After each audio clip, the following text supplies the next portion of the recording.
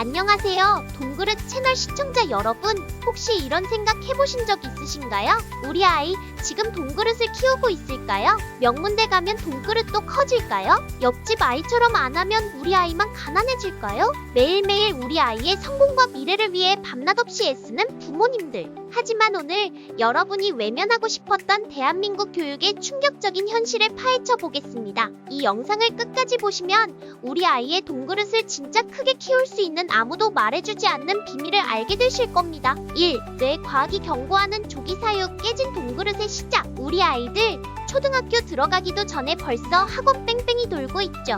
수학 선행, 영어 유치원. 그런데 뇌과학자들은 경고합니다. 특히 초등 입학 전 아이들의 뇌는 전두엽이라는 곳이 폭풍 성장하는 시기라고 해요. 이 전두엽이 바로 아이가 스스로 생각하고 판단하고 위험을 감수하며 궁극적으로 돈을 벌고 관리하는 능력의 핵심 사령탑 같은 곳입니다. 그런데 이때 과도한 사교육을 들이붓는 건 이 중요한 전두엽의 선택 회로를 망가뜨리는 것과 같다고 합니다. 아이는 스스로 결정할 기회를 잃고 그저 시키는 대로만 반응하는 반응형 뇌가 되어버리는 거죠. 이건 조기 교육이 아니라 아이를 길들이는 조기 사육에 가깝다는 섬뜩한 비판까지 나옵니다. 아이가 스스로 돈을 벌고 불릴 기회를 잃고 동그릇에 구멍이 뚫리는 시작이 바로 여기에 있습니다. 2. 공부만 잘하면 부자 되라는 착각이 만든 세 가지 비극. 옛날에는 공부만 잘하면 돈도 잘 벌고 만사형통이라고 생각했죠? 하지만 이제 그 공식은 통하지 않습니다. 오로지 성적에만 매달려 자란 아이들은 결국 어른이 되어서도 심각한 문제에 부딪히며 결정적으로 동그릇을 키우지 못합니다. 첫째,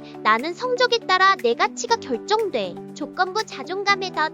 시험을 잘 보면 괜찮은 사람, 못 보면 쓸모없는 사람이라고 스스로를 평가합니다. 이런 아이는 돈을 벌기 위한 도전이나 리스크를 극도로 회피하게 됩니다. 동그릇이 커지려면 새로운 시도가 필요한데 실패가 두려워 아무것도 하지 못하는 거죠. 둘째, 조금이라도 실수하면 큰일 나. 실패에 대한 면역력 제로.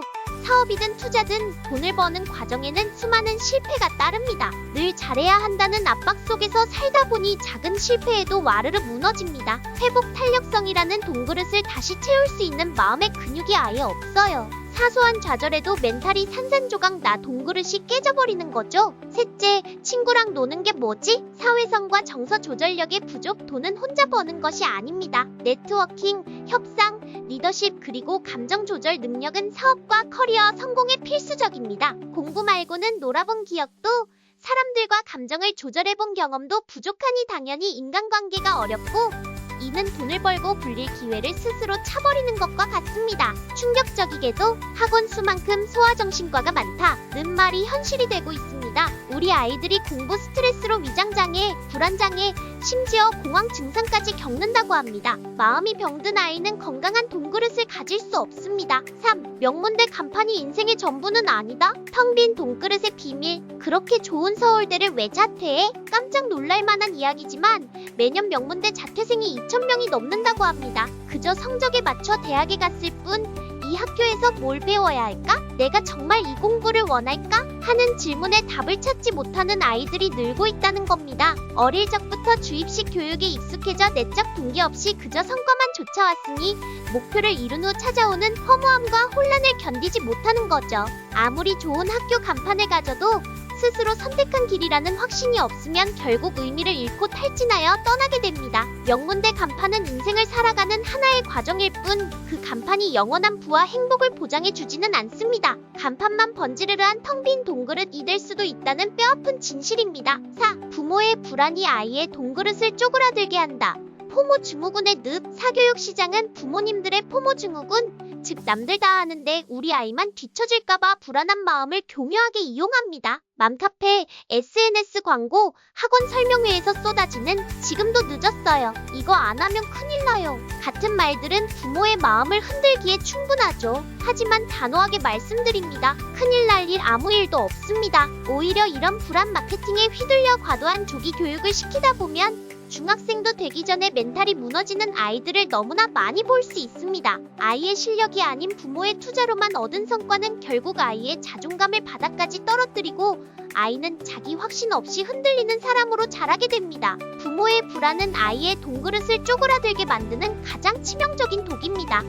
부모님, 제발 선을 지켜주세요. 돈그릇을 위한 현명한 개입. 우리 아이의 뇌 발달 단계는 각기 다릅니다. 특히 초등 이전에는 자기 조절 능력을 담당하는 전두엽이 폭풍 성장하는 시기예요. 이때 과도한 사교육은 아이가 스스로 선택하고 결정하는 선택 회로를 약화시키는 대로만 반응하는 뇌 패턴을 굳게 만든다고 합니다. 초등 1학년 아이의 스케줄이 학원 뺑뺑이로 가득 차 심지어 차 안에서 학원 이동 중에도 학습지를 푸는 현실은 우리 교육의 단면을 보여줍니다. 부모가 아이의 시간과 공간을 철저히 통제하고 틀리면 바로 피드백하는 과도한 개입 비전두엽 발달을 방해하고 스트레스 회로를 과부하시킨다고 경고됩니다. 결국 아이는 아무것도 하기 싫어하는 무기력감에 빠지게 됩니다. 학원 개수가 중요한 게 아니라 아이가 스스로 선택할 기회를 주었는지가 더 중요하다고 강조됩니다. 스스로 결정하는 힘이야말로 돈그릇을 채우는 가장 강력한 능력입니다. 6. 우리 아이 어떻게 키워야 돈그릇이 커질까요? 뇌 발달에 답이 있다. 그럼 우리는 어떻게 해야 할까요? 뇌 발달적 관점에서 우리 아이의 돈그릇을 키울 수 있는 몇 가지 실질적인 조언이 제시됩니다.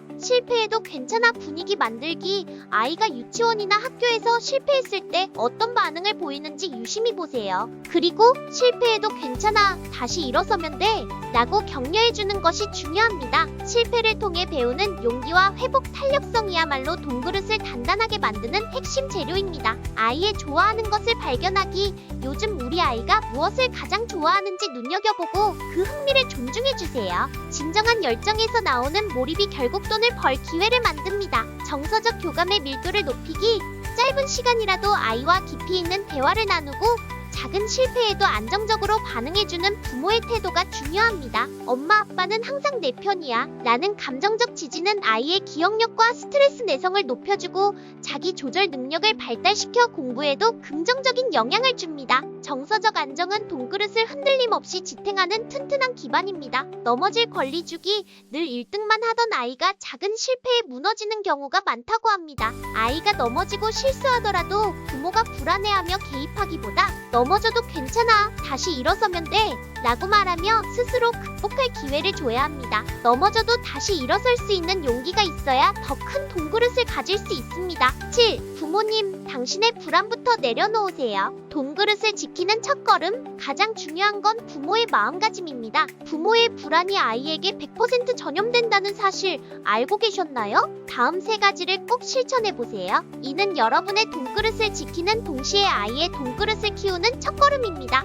정보 차단. 학원 비교 정보 30분이라도 끊기. 하루 종일 학원 정보나 남과의 비교에 노출되면 부모의 불안은 끝이 없습니다. 잠시라도 그런 정보들을 차단하고 내 감정을 돌아보는 시간을 가지세요. 불안은 돈그릇을 좀먹는 독입니다. 조급한 생각 스탑. 행동 멈추기. 뒤처질까봐 조급한 생각이 들 때 바로 학원을 늘리거나 더 공부를 시키는 행동을 멈추고 내 안의 불안을 먼저 자각해야 합니다. 조급함은 잘못된 투자를 부릅니다. 일상의 작은 성공 경험 쌓기. 부모 스스로 작은 성취와 만족을 느끼지 못하면 아이에게 집착하게 됩니다. 하루 10분이라도 산책을 하거나 운동을 하는 등 자신을 위한 시간을 가지세요. 부모가 행복해야 아이도 행복하고 건강한 돈그릇을 물려줄 수 있습니다. 8. 응원단이 되어줄 때 아이는 비로소 부자의 그릇을 갖는다. 부모는 아이에게 조건 없는 존재로서의 인정을 보여줘야 합니다. 성적이 좋거나 경쟁에서 이겼을 때만 칭찬하는 것이 아니라 잘하든 못하든